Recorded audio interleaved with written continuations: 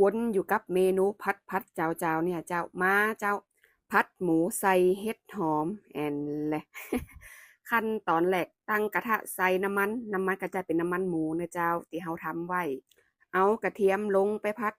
ก่อยๆใจไฟอ่อนๆนะเจ้ากระเทียมจะได้หอมๆอันนี้ใจเป็นกระเทียมจีนกีบใหญ่นะเจ้าพัดกระเทียมเหลืองหอมได้ตีแล้วใส่หมูลงไปเลยเจ้าอันนี้หมูมักไว้แล้วนะเจ้ามักผงปรุงรส แล้วก็ซอสหอยนิดนึงเพราะว่าอยากให้หมูได้หนุ่มเจ้ามักข้างคืนไว้นะเจ้าใส่หมูลงไปแล้วตามด้วยน้ำปลานิดหน่อยเพื่อเพิ่มความหอมนะเจ้าตามสูตรเนื้อหมูถ้ามักข้ามคืนนะเจ้าเนื้อมันจะหนุ่มๆเด้งๆเฮาก็จะมาปรุงเครื่องเพิ่มแฮมนิดหน่อยนะเจ้าผงมหัศจรรย์ขาดบ่ได้เจ้าใส่ไปเลยเจ้าตามด้วยซอสหอย แล้วก็ต้วยด้วยซอสหวานเยาะนิดหน่อยเพื่อเพิ่มสีสันนะเจ้าเนาะก้นเครื่องทุกอย่างให้เข้ากันดีแล้วเฮาก็เติมผักลงไปเลยเจ้าผักก็จะมีเห็ดหอมแล้วก็หอมใหญ่นะเจ้าเนาะ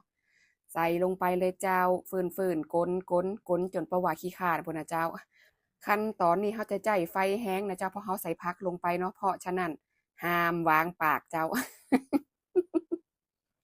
อันนี้ก็เริ่มได้ตีแล้วเจ้าพักก็เริ่มยุบแล้วเตรียมปิดเตาเลยเจ้าเพิ่มความหอมด้วยพริกไทยเหมือนเดิมเจ้าบ้านนี้ชอบกินพริกไทยค่ะนะและต้องเป็นพริกไทยติมุนๆอีเด้อเจ้าพริกไทยบดถ้าพริกไทยป่นกับบ่ปอต่อใดเจ้าใส่พริกไทยลงไปแล้วเฮาก็ก้นแหมกำให้มันทั่วถึงกันเนาะเจ้าเนาะกำนั่นก็เตรียมตักลิบบินเลยเจ้าผัดหมูใส่เห็ดหอมวะนี่บ่ได้ใส่พริกเนาะเจ้า เพราะเราต้องการรสชาติเค็มๆนัวๆมาเด้อเจ้ามากินผัดหมูใส่เห็ดหอมล้ำๆด้วยกันตักเข้ามาตัวในเจ้าเข้าบ้านนี่บะมีลืมหุงข้าวเจ้า